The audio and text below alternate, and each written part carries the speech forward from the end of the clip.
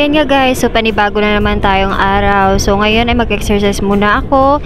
And syempre ngayon, makapagpunta na naman kami ng beach. And plano din namin na pumunta dito at mag-swimming. So ngayon guys, isa-share ko sa inyo ang view dito sa Boracay Beach. So ayan, sobrang ganda ng tubig.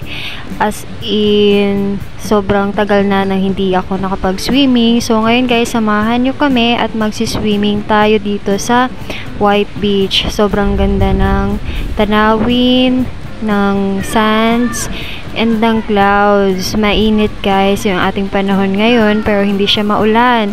Hindi din ganun kainit. So nasa 2:00 na nga pala ng hapon at ayun, magtatampisaw na naman tayo. So nakita namin na maraming mga turista, yung mga lumalangoy, and marami ding mga kabataan or mga bata na naglalaro dito sa White Beach.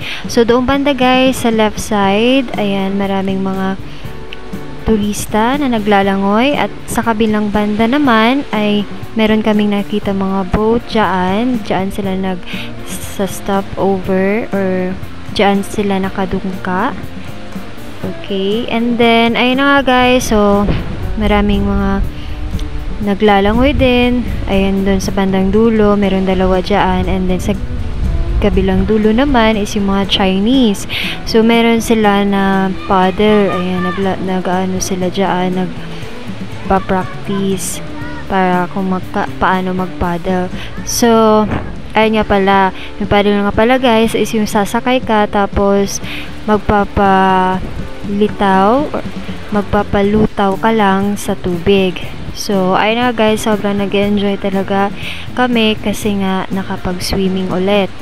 Siguro nasa more than and half na ng months bago ako nakapag-swimming. I mean, yung last ko na swimming dito sa beach. So ayan nga, syempre na-miss natin ang beach, kaya time na din para mag-swimming ulit. So ayan nga pala, meron nga palang dalawang turista dyan, mga magaganda na galing sa ibang bansa. So ayan na sila, aahaw na sila sa beach. So siguro naman magkakapatid ang dalawa na yan kasi nga sabay sila. Ayan, merong na-plot or kinuha yung isa, and then ayun naman, naglalakad na yung isa. So anyway guys, mababait naman sila siguro. And then ayun na guys, sobrang nag-enjoy kami. And sobrang enjoy talaga ako sa tubig. Medyo may kalakasan yung alon, pero hindi ganun kalakas na ka sa gitna, no, kundi nasasakto lang. So anyway nga pala guys, bali naglakad lang kami dito pababa kasi nga malapit lang, nasa 5 minutes to 10 minutes lang siya lakarin. So anyway, nag-spend kami ng mga nasa 1 hour or bababa sa 1 hour. Siguro mga nasa 45 minutes dito sa beach.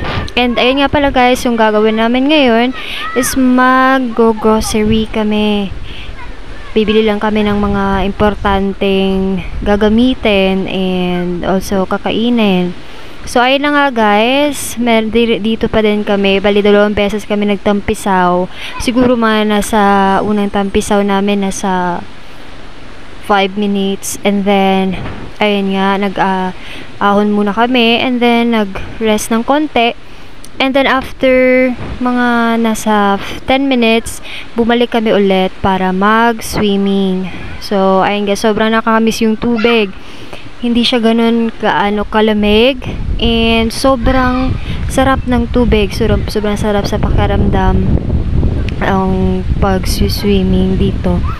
So ayan, tingnan nyo nga naman, sobrang ganda ng tanawin. Meron din ng mga bangka na dumadaan-daan dyan sa ating tanawin na tinitingnan. Charot. Ayun na pala guys, so dito lang namin nilagay yung aming mga gamit sa gilid. And ang isa pa is meron ng mga bata. So sabi nung kasama ko, wag ko daw ilagay yung cellphone na nakikita, kasi before daw is merong mga bata na kumukuha din ng cellphone. So para na magiging aware lang din is-save natin yung ating cellphone. So, kung hindi ko pinalabas yung cellphone ko, wala akong video ngayon. But anyways, ayan nga, at least sobrang nag-enjoy kami. Ganda ng tubig. O, diba? Sobrang refreshing. But anyways, hindi ko alam kung kailan kami ulit mag-swimming kasi sobrang bilis ko talaga umitim. Lalong-lalo na is na morena na ako and kumbaga is hindi ko alam, basta sobrang bilis ko lang umitim. And ilang months din yung aking pagpapaputi. Hindi naman pagpapaputi guys, kundi alam mo yun, yung hindi naman gaano ka itim. Okay, so ayan, medyo natagalan na yung ating voice record. But anyway guys, ipapakita ko lang sa inyo ito, okay?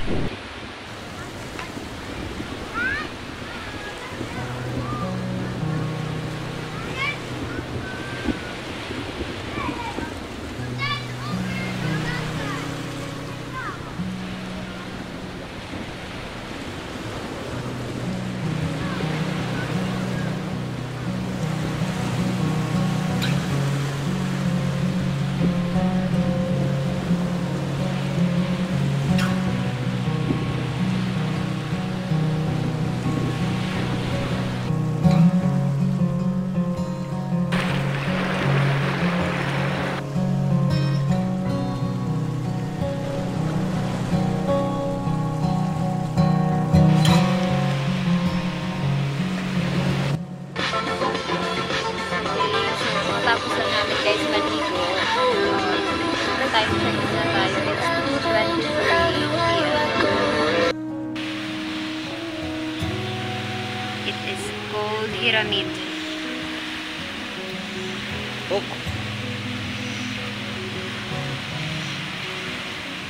Oh. And guys, so kakatapos lang namin guys maligo. Ayan, nakapunta lang kami isang beses pa lang doon sa beach. And ngayon, itutour ko kayo kahit papano. So, eto na yung lagay natin ngayon. Medyo mainit ang panahon and yung mga meron doon na part na naliligo. And then andito ako guys kasi nga kailangan ko na mag-video or mag-vlog. Okay, so ngayon ipapakita ko guys sa inyo kung anong outfit natin for today. Charot, hindi naman tayo kasaksihan guys, pero ito yung ating suot. Charot. Okay, so nakauna ang ligo